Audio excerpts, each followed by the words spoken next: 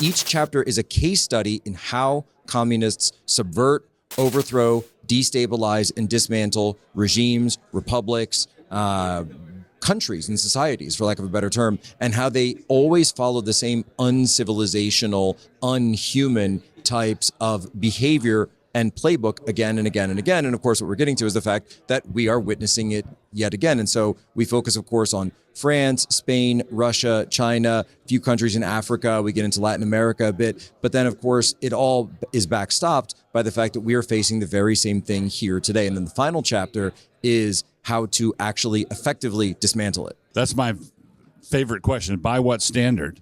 And I argue that if we want our conflicts as human beings to be anything more than two dogs fighting over a piece of meat, we have to have a standard outside ourselves to which we can appeal. So consequently, secularism is dead. This is my big hot take. We need to start using our public power agencies like the Tennessee Valley Authority to help us execute on that. If we have all of this compute coming on board, then we really need to take the reins of the federal government's power and stop acting like all we're ever going to do is neuter it and instead put it to work for the American people. The major problem is that the current American administration, they don't want peace. They have a different strategy. As you mentioned, regime change in Moscow. So this is their strategy. And for them, it's very important that at least at the Western Hemisphere, because 70% of the world is against this policy, it's like completely on the other side, but at least the Western Hemisphere, 30%, should be united. And I understand that Hungary is causing a problem because we say that, hey guys, we disagree with you and we have an alternative, and probably more people can be saved and you know, it would be better for everyone. So if you're successful on the right, doing something in culture in particular, I think there's a real vested interest the left has in making sure that that gets sort of suppressed or that they do something to undermine it. And I think this dox attempt was an attempt to undermine what we're doing.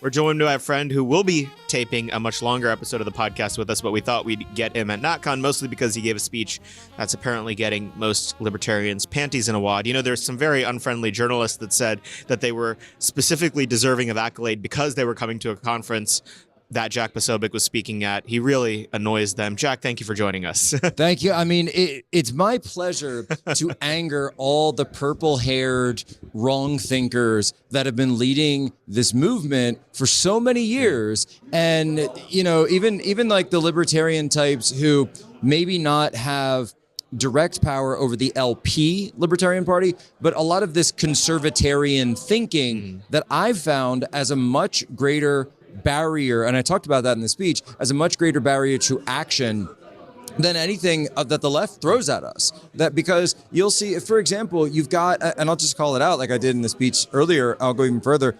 What are the House Republicans spending the summer session doing? They're passing these like do nothing resolutions. They're kind of hanging out. You know, they're bringing in their favorite podcasters, I hear, which, you know, is fun. I appreciate that. Like maybe do that on a Saturday or something. I don't know. But how about you get to work? How about you actually say, we're going to hold up government spending if you don't get illegal immigrants out of the voting apparatus in any way? And there are all of these different things that they could be doing, but for this mental block that's been generated in the conservative movement for so long.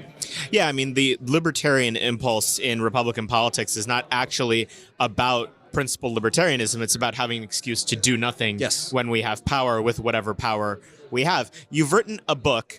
What is the reason you wrote that book? You know, other than to, you know, buy a beach house, what really motivated the authorship it was this impulse, honestly. And so we had been doing on my podcast, on Human Events, this series, and actually when Christmas would roll around, we would just kind of go into communist history because it's always been a subject I've It was such a great series. You did it with Blake Neff. Thank you. Yeah, we did it with fantastic. Blake. So Blake, we did Chronicles of the Revolution, and then I did one on my own. It was just the China Files, and I spent 2 years living in China, and so I'm right out of college, and so I've always been very interested in the way the Chinese Communist Party came to power, the way they've maintained power, the way that they've morphed and adapted over the years, especially since the fall of the Soviet Union, to become a new form, what they called socialism with Chinese characteristics.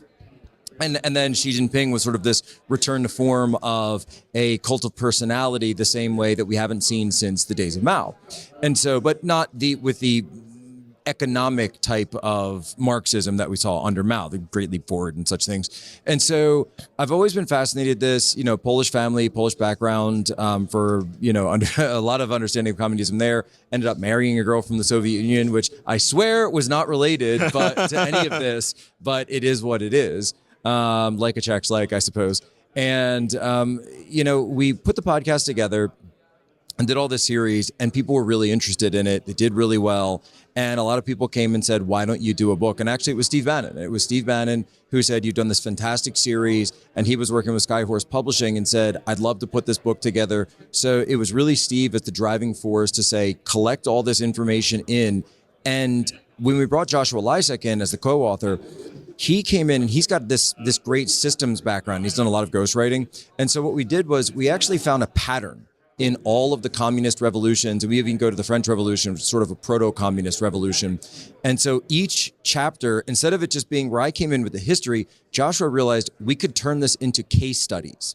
And so each chapter is a case study in how communists subvert, overthrow, destabilize, and dismantle regimes, republics, countries and societies, for lack of a better term, and how they always follow the same uncivilizational, unhuman types of behavior and playbook again and again and again. And of course, what we're getting to is the fact that we are witnessing it yet again. And so we focus, of course, on France, Spain, Russia, China, a few countries in Africa. We get into Latin America a bit. But then, of course, it all is backstopped by the fact that we are facing the very same thing here today. And then the final chapter is how to actually effectively dismantle it. So one of the steps, I'm sure, in most communist revolutions is when they start jailing people they disagree with. You and I are both friends with Steve Bannon, you for much longer and deeper than I have been. How are you thinking about them putting Uncle Steve in prison, and how should people who are fans of his and fans of his work be thinking about it? Well, I mean, it's twofold, right? So on one hand, and I can do the stiff upper lip thing, but it is emotional. It is emotional when it comes and affects you in a directly personal way like that, where Steve is someone who has had me on his show for so many years, helped me launch my own show, really helped me put this book together, and then to have that person taken away right as we're marching to the final battle in 2024, it's pretty heavy. It's pretty heavy. And the way that I think a lot of people need to understand this is that, you know what, deep down, he always knew a day like this would come, and he was preparing us for this moment, preparing us for the day that we would have to go and fight on our own. So the little bird is getting pushed out of the nest and has to fly on its own. And so it's amazing that even as Steve Bannon wrote the foreword to the book, is he doesn't even have the ability to, we did give him a copy of the book before he went in. I don't know if he actually brought it with him, but he doesn't have the ability to really be here and participate in so much of the release of it. But at the same time, he's participating in the execution of it, because this was our thesis. And so many people have said to us, even when we were promoting it originally, they were saying, well, how could you say we're in a communist uprising? How can you say that we're facing Marxism? How can you say these terrible, horrible things? I say, well, the guy who wrote the foreword, they threw in the gulag on the day that the book was supposed to come out. So please, if you want to have that conversation, go ask him. Go ask him how he feels about that. Jack, you're a Cassandra on so many things, and hopefully you don't suffer the same fate she does, which is no one listens to her. What's something that you're paying attention to that you feel like even people in the MAGA media ecosystem and elsewhere aren't paying attention to ahead of this election? What is the unique, innovative form of subversion and degeneracy that we're going to face this year that you're banging the drum about right now? Man, there's so many things, when you talk about what the conservative media isn't focusing on. But what I would say, I think, is process really more than anything. And that's something when Steve and I talked before going in, he said, you need to focus on process. And the idea is that we're still stuck in this loop where we get people elected, they go to office, they make, some speeches or whatever, and it gets clipped for social media, and we go, yeah, we got him. Oh, we got him. Or we'll draw someone up from the administration or one of the cabinet agencies or one of the independent agencies, and say, oh, we got him again. But then they just go right back. Or strongly worded letters. Yeah, strongly worded letters. They go right back, and it's kind of what I was saying earlier, and I don't mean to demonize or really attack the weaponization committee, because it's a fantastic committee if it actually does what it's... So I want to weaponize the weaponization committee. I want to actually look at this. And so when we look at the left and when we understand the things that they do, we have to deconstruct what they do. And so, for example, when you look at the left and they'll say, wow, the DMV is working with the Department of Transportation. The Department of Transportation is run by Mayor Pete. And Mayor Pete's like this CIA McKinsey guy who's been implanted into our government. We're not really sure what kind of factory he rolled out from. It's like him, Josh Shapiro, and Barack Obama all come from that same cloth. And It's funny you say Josh Shapiro. I agree completely. No, it's Harvard does a lot of it. Harvard, Yale, Columbia. And so you have this situation where they fundamentally understand the levers of power. And so when they work together to get illegals driver's licenses, and then Josh Shapiro passes motor voter in Pennsylvania, universal motor voter, by the way, the point isn't, just to get them on the ballots and the rolls. The point is now you've got a functioning system whereby you can control power. That's all they think about. That's all they focus on every day. Their only value is winning. Their only value is power. And so deconstructing those and turning against the January 6th committee, for example. So the January 6th committee, was it effective or was it not? And you'll say, well, they weren't able to prove that Trump held an insurrection. That was never the point. The point was the lawfare. The point was there are people in jail right now. So Steve Bannon, Peter Navarro are in jail because the Democrats ran the J6 narrative, ran the J6 hearing, used their media allies to do so, and then used the power of the Department of Justice, completely weaponized under Merrick Garland, to throw our people in jail.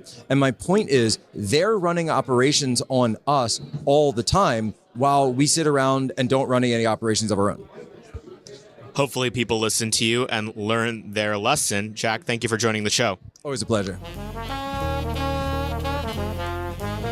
Pastor Wilson, welcome to the American Moment booth here at the National Conservatism Conference. Great to be with you. Thank you.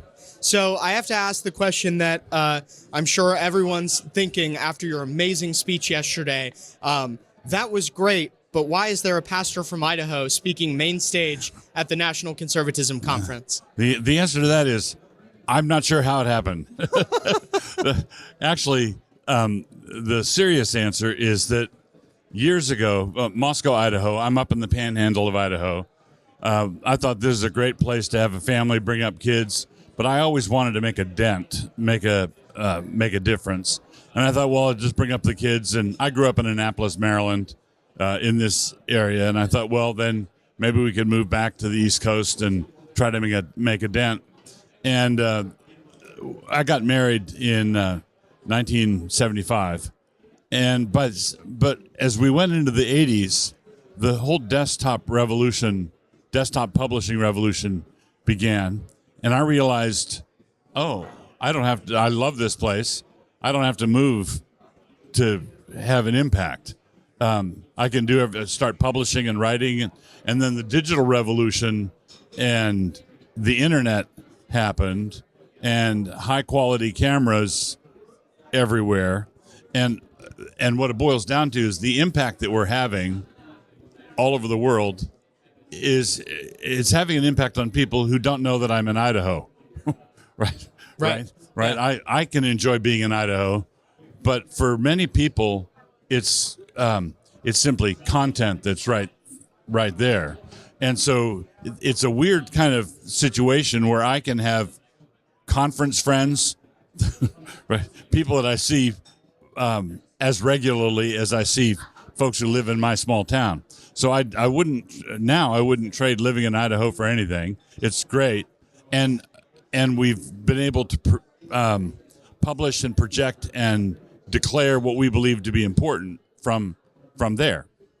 Yeah, that's great. I would say, speaking anecdotally, working in Washington, D.C., being in the business of creating staff to be able to serve in presidential administrations, congressional offices, etc. Your message is really taken hold in DC over the last couple of years. I've been seeing you walking around this conference, and all these folks want to get pictures with you, want to ask you a question. So you have had a huge impact, I think, here in DC already. Thank the Lord for that. Yes, God's yes. been kind. Amen. And so your talk was extremely popular yesterday. You got a lot of laughs, which I think is basically always the case with you. Well, the good thing is I got a lot of laughs in the right places. Yes, in the right places. You never want a lot of laughs in the wrong places. Right. Yeah. So it was great. I imagine it'll be one of the first ones that we put out on video on YouTube, but we'll probably put this out before then. So preview for us what your talk was yesterday for the people who weren't here at the conference.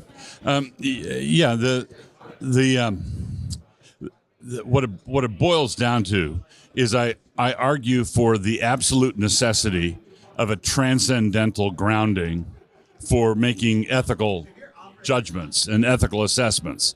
And I argued that states and villages and corporations, man collectively, is a moral agent.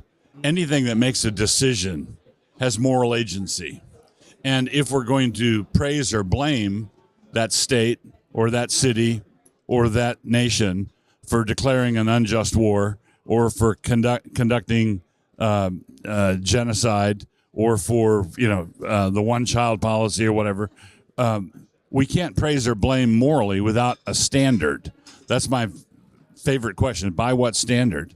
And I argue that if we want our conflicts as human beings to be anything more than two dogs fighting over a piece of meat, we have to have a standard outside ourselves to which we can appeal. So consequently, secularism is dead. Secularism is simply a sham that lasted for a time while we were spending our accumulated moral capital from our previous Christian era. Right. We were like the prodigal son spending his dad's money. But sooner or later, you run out of that money and you're staring at the pig food. And that's where we are right now in our cultural moment. We're staring at the pig food saying, why on earth did we trade Christendom for this? Right. Yeah, and one thing that's interesting about, what the National Conservatism Conference has become is that it is sort of become an international movement, right? We have people here, main stage speakers from India, from Israel, from Iran. It's really become I guess I'll put it this way, like not everyone in the room is a Christian. Right. So what's your kind of goal in, giving a talk like that and being around here at the conference for those who are not Christians? Yeah. So as a Christian who believes in the Great Commission, what I would want is for everybody to become a Christian. Right. And so this is an important point because there may be some conservative Christians who are looking at this and saying, what the heck, you're sharing a stage with a Hindu guy, right? So for example, I saw Vivek's speech last night, which was outstanding. I really, really, really like his house, right? I don't think it's got the foundation it needs, right? Because he said a couple of times that he wants the foundation to be the Declaration of Independence and the Constitution of the United States, but that's not transcendental, right? That's not sufficient.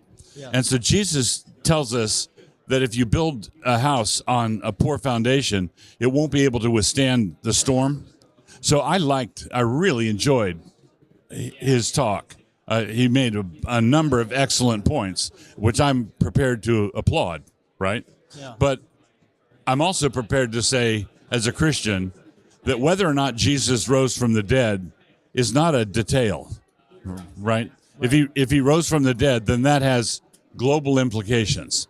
Now, at the same time, one of the implications is that I should be able to talk with Hindus and talk with Jews and be a reasonable human being while I'm doing it. Right. I can be friends with them, and I can be a co-belligerent with them on certain key issues, as my presence here indicates. Right. Yeah. Right. But I also would want to say, look, let's say in a hypothetical Christian nationalism thing. Let's say the Christian nationalists have their way in the United States, and we have our guy in the White House, and our guy in our party controls the House and the Senate, the Supreme Court. What is that going to do to international relations if you're dealing with a country that has a law against converting from Hinduism to Christianity? Okay, well, that's not cool, right? Yeah. And I want to be able to say that's not cool, but I want to be able to say it in the way diplomats can talk to one another and have what they call a frank exchange of views. Right. So I think that this national conservatism thing is a platform for needed discussion. Yeah. It's not a lowest common denominator. Let's throw Judaism and Christianity and Hinduism and Islam into a blender and see what we get. That's basically the classical liberal. That's not the classical liberal approach on economics, but that's the liberal social order. Let's pretend we're all saying the same thing. Yeah.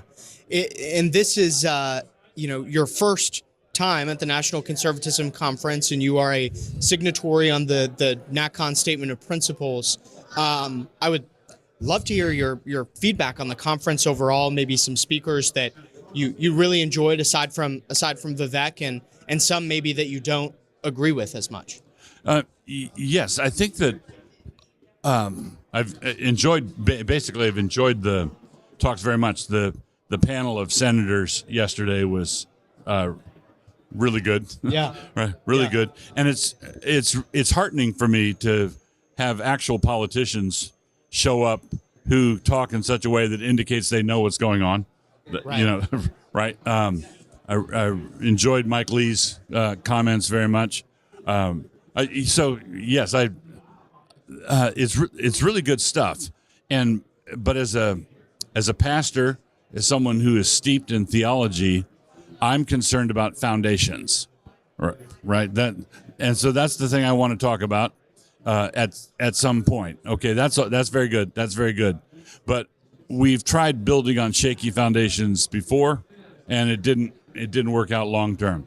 So basically, I'm a big fan of the national conservatism conversation. It needs to happen. There's a lot of people who see the problems. I think everybody here would diagnose the clown show problems in similar ways. Oh, that's ridiculous, and that's ridiculous, and so. Yeah, well, and that's why we're super glad to have you and Canon Press and New St. Andrews and Dr. Merkel and several of the NSA students here to contribute to that conversation. As a kind of final question, a recurring theme at this conference has been, as you put it when we were talking before, retribution, right? Yes. The left doesn't play by the rules, so why should we? What do you think about that? Yeah. Both as a pastor, and I do think you are a political and cultural thinker. So I do want both takes on that. All right. So I'm actually going to be an advocate of both takes. All right. So when someone says it's time to do unto them as they have done unto us, a Christian pastor would say, well, that's not what Jesus said. Right. Jesus said to do unto others as you would have them do unto you. This is an inverse blackening of the golden rule. Is that what we're talking about? Well, on a personal level, personal retaliation is out. Jesus taught us to turn the other cheek, and so any kind of ego response on my part, he hit me, so I get to hit him. Yeah. That's simply out, right? No Christian pastor, no Christian can advocate for that. Right. But what I think these men are talking about is something a little bit different. Okay, so Navarro and Steve Bannon are in prison, Right. For doing what Hunter Biden did, right? Yeah. Right. For resisting a subpoena, and so when the left ignores the law and and they have basically they have, if they didn't have double standards, they'd have no standards at all. Right. Okay. Now, so here's the thing: Trump has been prosecuted, is being prosecuted on cooked up cockamamie charges. A misdemeanor, if it happened at all, a misdemeanor ratcheted up into a felony through some convoluted process. And in that prosecution, the left trashed sort of a societal civilizational expectation. It's very true that we want to say that no one's above the law. It's very true that anyone who breaks the law should be held accountable. It is equally true that in a democracy with scheduled elections, you don't want to set a pattern of throwing your political opponent in jail. Okay? Because that's banana republic stuff. In the 2016 election, you may remember that a lot of Trump's crowds chanted, "Lock her up, lock her up, lock her up." And then when Trump won, surprising everyone, I think including himself, a few days after that, the first time around, I didn't vote for Trump because I didn't believe he was going to do what he said he was going to do.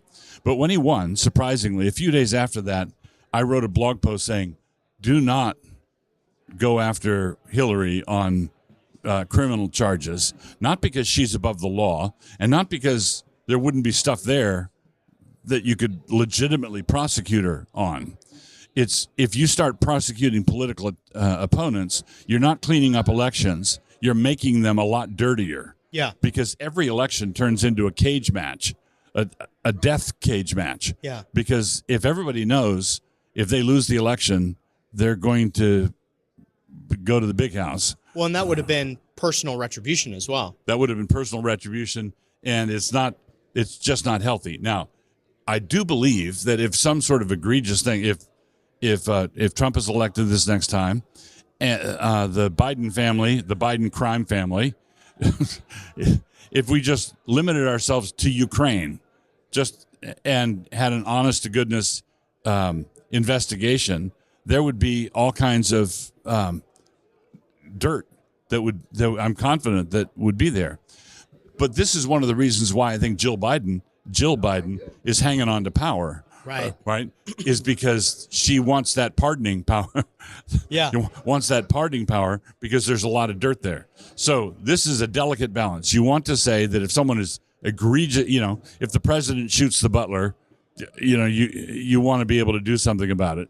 But you want to be really resistant to the idea of political retribution. At the same time, I enthusiastically agree with the people who are saying when conservatives get power, they should use it to do what they said they were going to do, right? And as long as what they said they were going to do is lawful, as long as it's not unethical, they should keep their promises and use their power to do it. Yeah, I totally agree.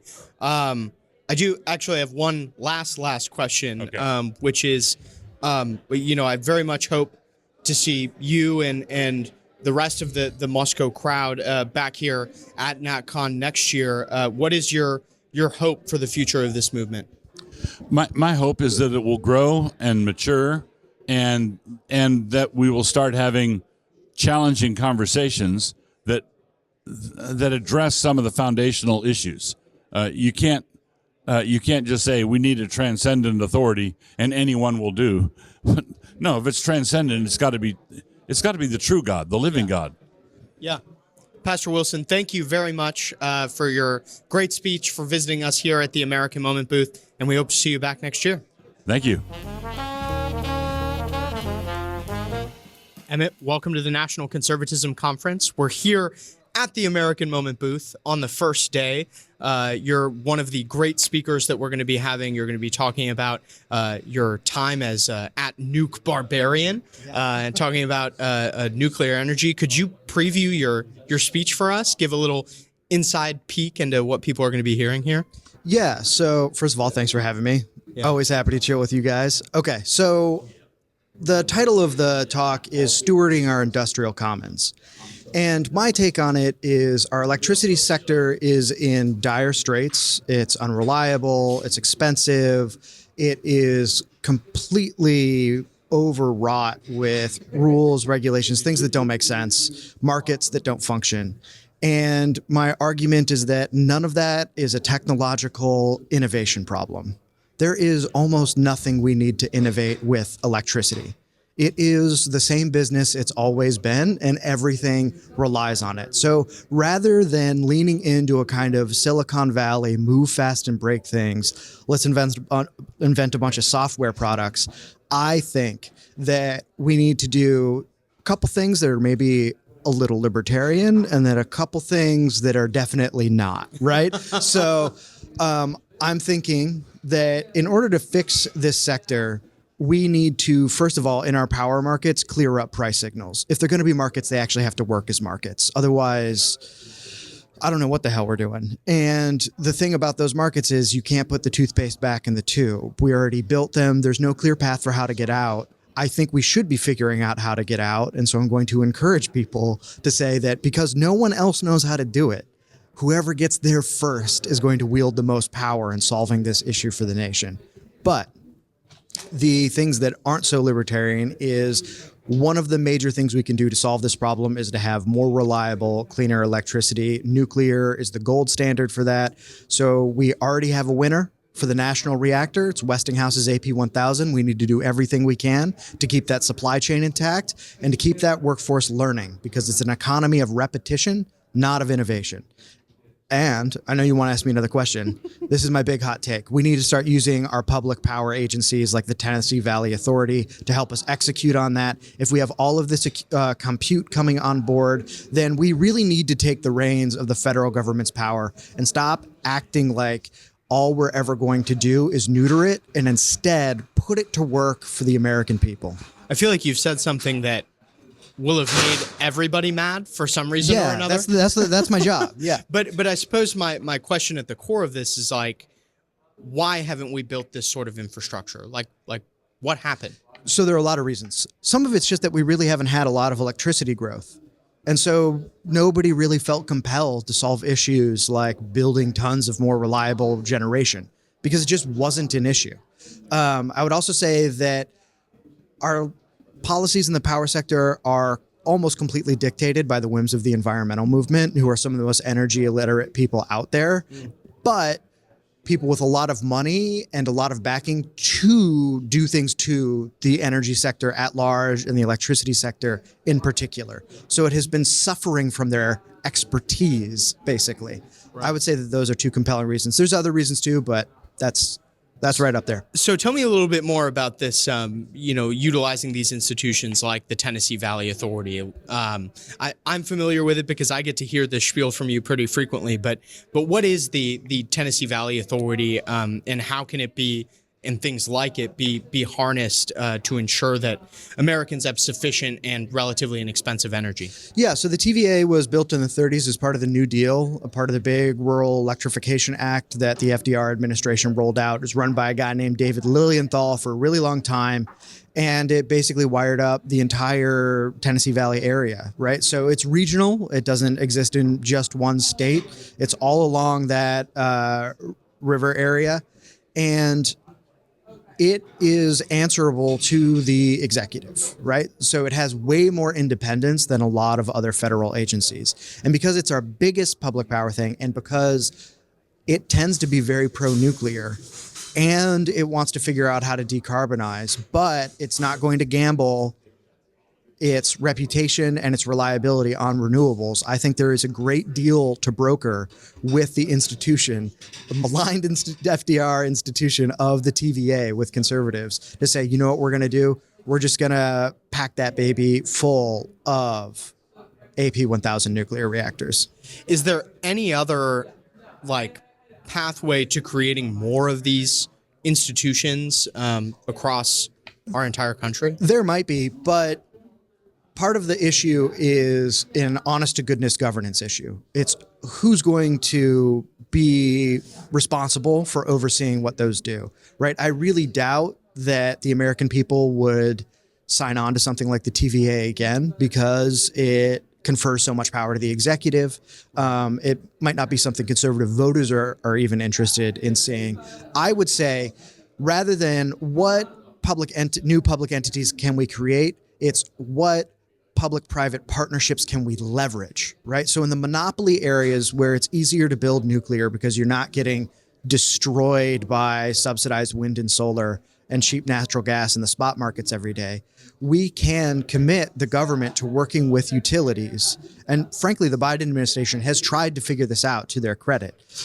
So there's a path forward here. And I also think that this is a path that could see a lot of bipartisan success. There has been a watershed turn in Democratic politics around nuclear, as we've just seen with the Advanced Act, which was overwhelmingly voted for by both parties. So I think that this could be a win-win for everybody, where everybody can sell something to their constituency about doing something right.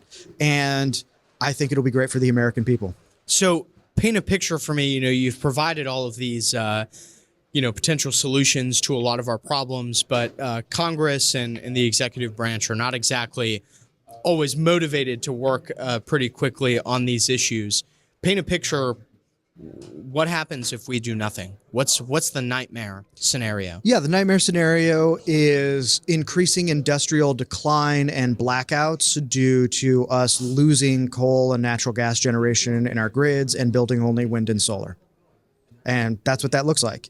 If somebody wants to know what that future may look like, you can look at Lebanon, where there are mafias that control who gets to use power generators and who doesn't. Wow. I would say that we probably won't go that far down the scale, but you can already see major generator companies like Generac, which is very clear every year in its annual reports. We do our best business in California and Texas, where wealthy people are the scaredest of the grid crapping out on them, which means we're going to see bigger divides between working class Americans and people who have done the work to be able to afford generators. Now, I don't think that there's anything wrong with someone buying one or being able to afford one, but I do think there's something wrong with what should be an essential system being something that screws over everyday people. Right. It's like you basically create a sort of class system based on energy consumption. That's right.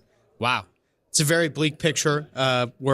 We're very much looking forward to your talk. Emmet, thanks so much for joining us here at the American Moment booth at the National Conservatism Conference. Good to be here, bud. Thanks. If you're listening to this, you're almost certainly a highly sophisticated news consumer, but even the most dogged of DC politicos need a news aggregator to help them out. We're big fans of Upward News here at American Moment. Ari David has actually been a previous guest on this show. We highly recommend you check out that episode. But Upward.news is a way that our team keeps in touch with all of the crazy news stories going on around the world. Your Twitter feed is not necessarily 100% reliable to get a proper cross-section of everything going on that matters. Upward News is a fantastic young media startup that is really putting together fantastic newsletters and social media content that helps people digest the news, especially if you're tired of being on the phone with your parents and explaining news stories to them multiple times a week because you're the politico in the family. I highly recommend encouraging them to follow Upward.news. They do a free 5-minute daily email that you can sign up for at readupward.com, or even better, www.ihatefakenews.com. It's time for a palate cleanse from politicos, punch bowls, and pucks. Try Upward News today. We highly recommend it. Ari's an incredibly smart patriot, and they're a new player on the block focused on cutting through the noise and delivering smart analysis. Please check them out. Mr. Balázs Orbán, you've been on our podcast before, but you're here at National Conservatism Conference in Washington, D.C., so we couldn't help have you back on the podcast. Thank you for joining us. Thank you very much for having me. So there's two things I want to talk to you about, big events that are happening in Europe. First of all, you guys had European parliamentary elections, and then I guess subsequent elections in England, and more relevant to Europe, France. What is your verdict? Has nationalism died on the continent? Is it inevitable that it's going to succeed? Something in between? What's the story? I hope it's not died. It's still alive in Hungary for sure. Well, there were some election results. We had parliamentary elections, European parliamentary elections, which was actually a great victory for all of the right-wing political forces all around Europe. People, ordinary grassroots people, they were voted against the current liberal mainstream in Brussels, for sure. From 27 member states, in 20 member states, they supported either centrist right or right political parties. Those who were campaigning in favor of change, in favor of doing something differently in Europe. Unfortunately, we were betrayed in some sense because there is one big political movement. It's called EPP, European People's Party, is the former centrist right political group, which was campaigning in favor of change. But after that, they made a pact with the socialists and the liberals, and now they are the ones who are trying to nominate the next leaders of the European Commission. Who are some of the leaders inside that faction? It's a German initiative, and they are nominating now Ursula von der Leyen, who used to be the president of or the head of the Commission for 5 years, and she's also personally responsible for the failed policies in many fields: green transition, migration, competitiveness, war, and then they nominated her again. We will see. She has to make it through the European Parliament. It's questionable, but it turned out that only real right-wing political parties can represent the change and the will of the people. So the Hungarian party, governing party Fidesz, also made the decision that we have to unite our forces. We initiated a new group together with the French and many others from 12 countries. It's called Patriots for Europe. So it's a new group. I hope that we can shake things up. So what are going to be some of the priorities of that group on policy, on tactics? What is it like to operate in the opposition when I've had a new coinage that I came up with for this conference. When the socialist left and the feckless right team up, how do nationalists actually respond in a venue like the European Parliament? It's a very precise description. Unfortunately, the political institutional framework is not very much in favor of national conservative forces, because European Parliament itself is a mess because of the proportionate election system. You know, all parties who never had any responsibility at home, they get representation in the European Parliament. Obviously, all the radical leftists whatsoever. Imagine a parliament, overwhelming majority with AOC or Bernie Sanders type of guys. So this is how the European Parliament looks like. But the problem until now was that the right was in minority and it was fragmented. Now what we're working on, that it must be more united, at least to counter the majority of the leftist domination, and also we are holding the presidency because in the European Council, which is a body of the member states, not the elected representatives. There is a rotating presidency system. Every 6 months, different countries in charge. Now it's Hungary's turn. So we have a very, I think for an Americans, very familiar presidency motto, Make Europe Great Again, MEGA. So I think it reflects very much on what we need in Europe, because the last 5 years was really a huge stagnation. I mean, Europe lost all its economic advantages to all the competitors against United States, against China. How we responded to the war was, inflation was skyrocketing, energy prices went up, middle class is suffering everywhere. Now everybody is talking about how to stop the migrants, but no one is doing anything except Hungary and probably some other countries.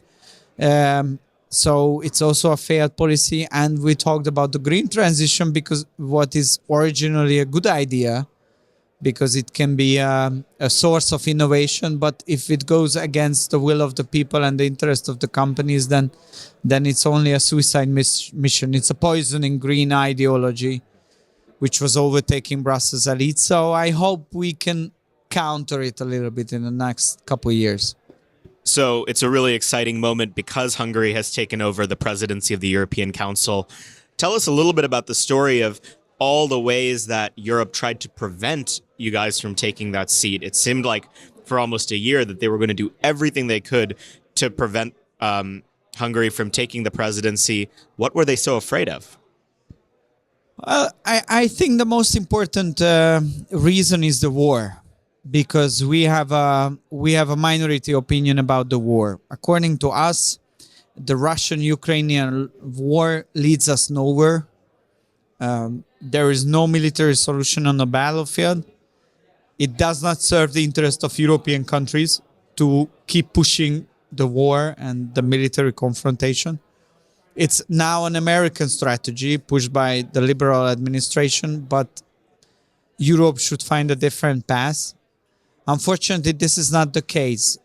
European liberals are very much in love with American liberals, and Europe is in an autopilot mode where it follows all the failed liberal policies, and it's the case of the war as well.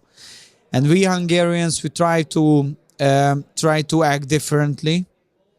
We try to promote peace and try to not just talk about it, but have some serious initiatives. Yeah. So my prime minister visited just after Kiev and after taking over the presidency, visited Kiev, visited Moscow, visited Beijing. Now he is in Washington. So he tries to collect all the important players and analyze whether there is a chance of peace, which would be the interest for everybody. But it's very complicated. All the pro-war governments, they want to go after Hungary and, block us from having the presidency and telling nasty things that we are Putin's puppet and the usual things what you also National Conservatives gets in Washington. But I think history is on our side, so war is never a good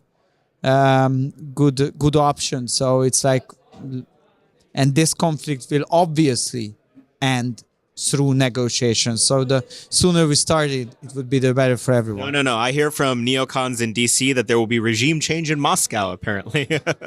Of course, or second or third world war. That's right. These are the two options. Yeah. I mean, why it is our interest. Yeah. I want to actually talk about those visits that you just mentioned. It's starting to be tedious here in the United States. Those of us who are familiar with Hungary, who admire some of the policies that they've advanced and have said so publicly, you can almost set a timer. Every couple of months will suddenly be attacked by all of the worst people in American politics because they'll say, look, there's a picture of Viktor Orban with Vladimir Putin or Xi Jinping or some other leader that, for whatever reason, the United States is in conflict with. Can you talk a little bit about what that strategy is? I mean, in the 20th century, American diplomats were, I think, much better at their job, and they didn't have any problem with peace, with negotiation, and with communication, even between rivals, even between competitors and enemies. Why do people get so upset when Prime Minister Orban chooses to take these meetings? I would separate the two things from each other. So first, about the war. The major problem is that the current American administration, they don't want peace. They have a different strategy. As you mentioned, regime change in Moscow. So this is their strategy. And for them, it's very important that at least at the Western Hemisphere, because 70% of the world is against this policy, it's like completely on the other side, but at least the Western Hemisphere, 30%, should be united.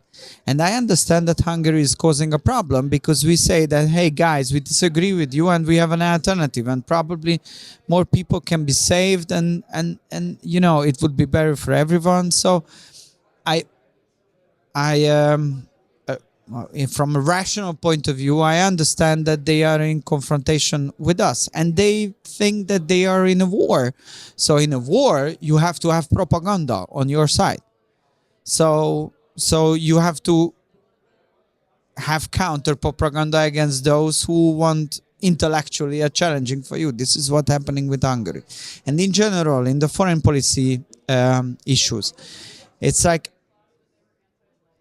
the world is changing, and America has a lot of challenge. And I understand that Americans are preparing for long time, probably decades-long competition with China, which is a rising power. And it's completely logical from an American point of view to see the world in that way. But what everybody has to realize that the world is not only about two countries, it's about 192 countries. And the 190 other countries, they have also their own interest and their own history, and then their own geography, and then their own geopolitical views, sociocultural background, and so on. So you cannot split the world between good guys who are 100% with us and doing exactly what we want, and the bad guys who are against us, because then you will end up having very few friends and many enemies, which is not a smart or a wise foreign policy. What we Hungarians think that we have our own national interest. We want to remain open to everybody. We fulfill our requirements. We are loyal NATO member, loyal EU members, but we want to have our own foreign policy independence. And from this point of view, we are ready to cooperate with everybody. But unfortunately, until now, the liberal narrative is dominating the foreign policy field, where you have to ideologically fit, 100% fit. If you are not, then you are a bad guy, and you get punishment. And this is something which, according to us, but I'm nowhere to judge anybody, and especially not the strongest power on earth. But this is what I see, at least, is something which is undermining the influence of United States, which is bad, according to me, or my view. Fascinating as always to talk. Thank you for coming on, Balázs. Thank you very much.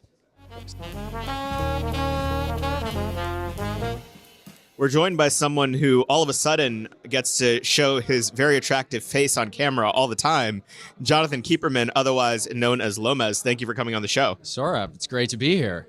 Well, so we've known each other for a little while. And I think, kind of at parties and stuff, people just call you Lomez for the longest time. Yes. I was given a little bit of an early indication that what was coming with the Guardian piece was coming by a mutual friend of ours. And he was like, did you hear about Jonathan? I was like, who? Because I've just called you Lomez for the longest time. But why don't you tell our audience a little bit about yourself, why you started Passage Press, and what it's been like to be de-anonymized? Sure. Let me start by saying, as it happens here at this event, there are three of us who were doxxed by the same Guardian journalist or Antifa activist. Okay, calling him a journalist is much too kind. And so this is a bit of a reunion for the doxxed here. So Passage Press is a publishing company. I spent 10 years in academia, and I was teaching literature, writing, and I have to say I enjoyed it. It was a good time, and I had a lot of autonomy there. But after a while, there's a ceiling on how much you can accomplish teaching undergrads. And I wanted to pursue something new. And I, at the same time, was starting to develop a sort of reputation online. I had this, anonymous Twitter account. I was getting published in a variety of magazines. And I started to think about how I might be able to use some of that to maybe do something a little more interesting than teach undergrads. And there were some books and authors out there that were not getting a fair shake in mainstream publishing. People like Steve Saylor, people like Curtis Yarvin, people like Nick Land. And I thought, given my experience, I might be able to push the ball forward with some of these, let's call them outer right ideas. And publishing was the right place to do that, was the right venue to do that. So I embarked on this publishing company. We started to get some success. And I think it's precisely because of that success that we got a target on our back. And we started to make some money. We started to get some positive feedback from this Twitter audience and, a more sort of formal conservative audience.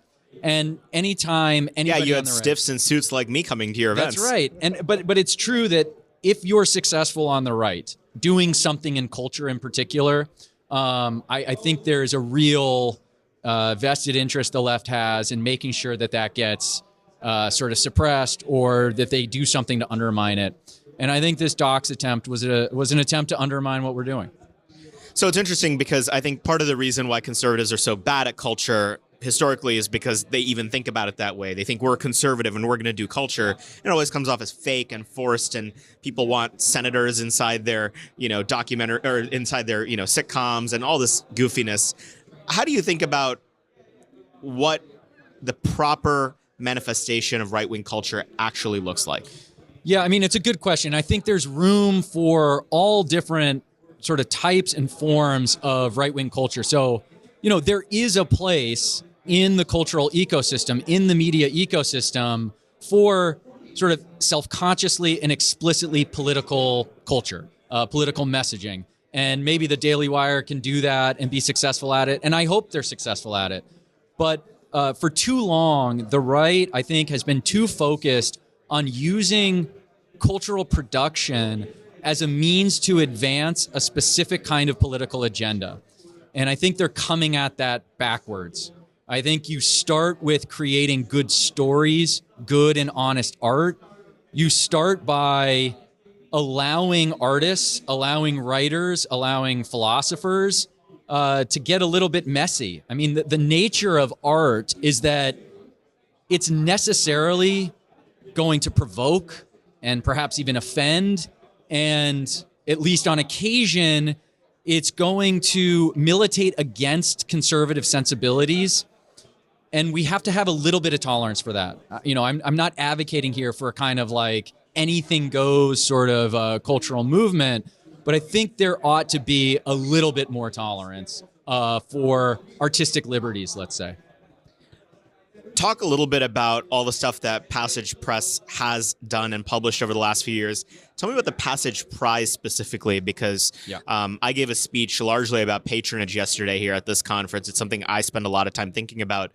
I've chosen to spend my time doing what I know and doing that work in politics, but you're doing it in the art world, and you're really one of the only people I can see that's doing that for what we'll call colloquially conservative art or right-wing art.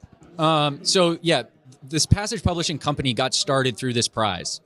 And it was premised on the idea that there's a lot of latent talent out there that isn't being given an arena to sort of showcase their work and express their creativity through the sort of mainstream art and literature world. And I felt like I had a close relationship with that talent because I surmised that a lot of it was in this sort of emerging online anonymous space.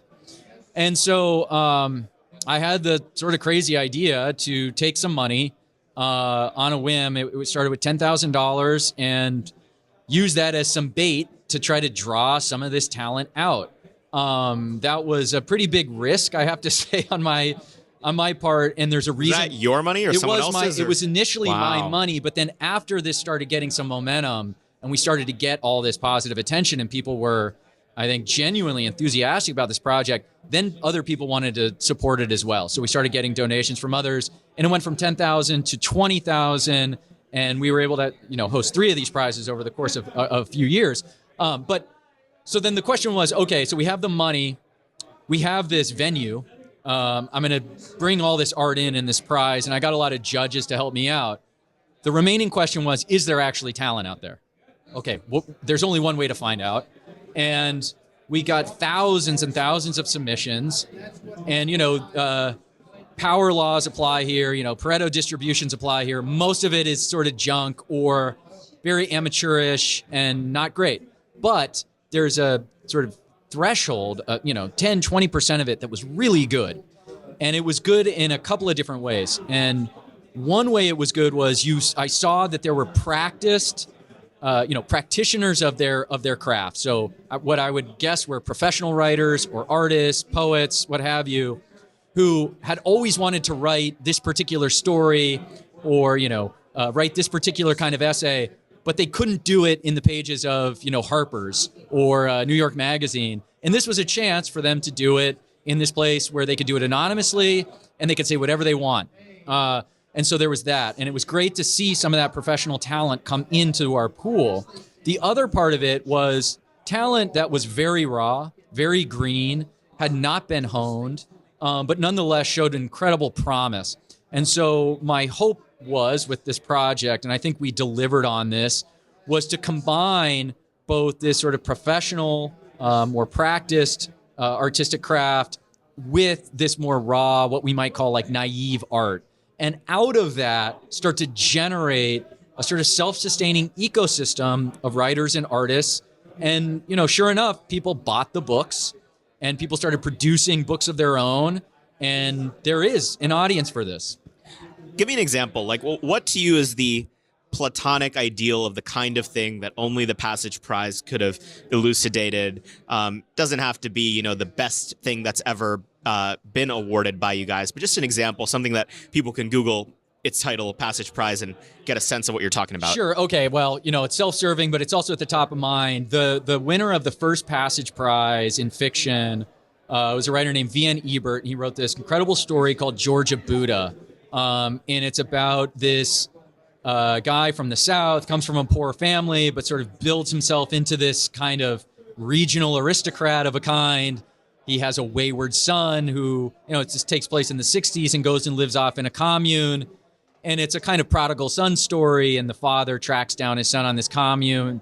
And, without giving too much away, he basically sort of beats the shit out of his son and, pulls him back into the fold. Okay. And it's a message that affirms a kind of robust masculinity and a kind of manhood. And it's not apologetic about, it's sort of like political or sort of class dimensions in any way, but it's also not overtly political. It's not about family policy. No, it's not trying to advance an agenda. And it's just very delicate and subtle and well done. And I'll say, so V.N. Ebert's has a short story collection called Georgia Buddha. It's named after that story that we're going to be releasing actually in the next week. So I encourage everyone, passage.press, promo code NatCon, okay, free shipping. So yeah, you can find stuff like this. We have a great novel from a guy who was trained at Oxford, Jack Spiezio. The novel is about an American who goes to Oxford, trained in the classics, and it's this kind of, rom-com, a love story. Again, it's not political at all, but it upholds sort of our classical notions about beauty and tradition. And so this is the kind of thing that we're doing. It's really not so radical in any kind of political sense. Where I think it differs from mainstream publishing is, I think a lot of what's wrong with mainstream culture generally is that it cannot be honest about certain facts about the world. And extraordinarily constipated. Yes, that's right. And it has to resist paying attention to certain patterns of behavior and social relationships. And what our artists do, and the kind of artists I want to cultivate with this project, is find people who can simply tell the truth about the world and express that through their art. And my belief is, if we do that, if we say what's true, that is inevitably going to be right wing. If I didn't think that the truth was going to be right wing, I wouldn't be a right winger. Okay, I'd be something else. So I do think we have the advantage of just being honest, and that's enough for us, at least for now. Incredibly exciting. As a final question, and I'm sure you're kind of sick of talking about it at this point, what's it like to get doxxed? Are you okay? Like, is everything fine? I am okay. The family's okay. I mean, the truth is, it's been great professionally.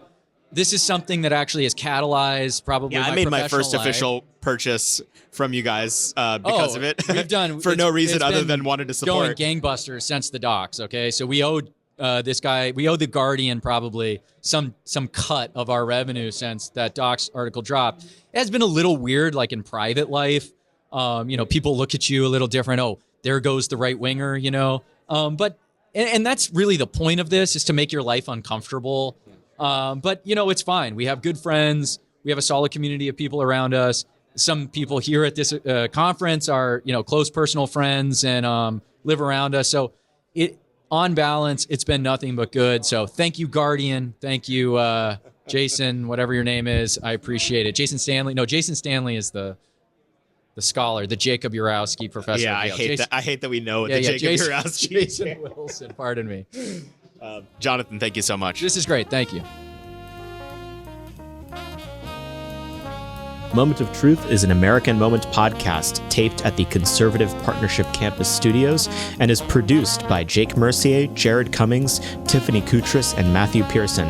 Our intro song is A Minor Struggle by Ryan Serenich, and our website is americanmoment.org.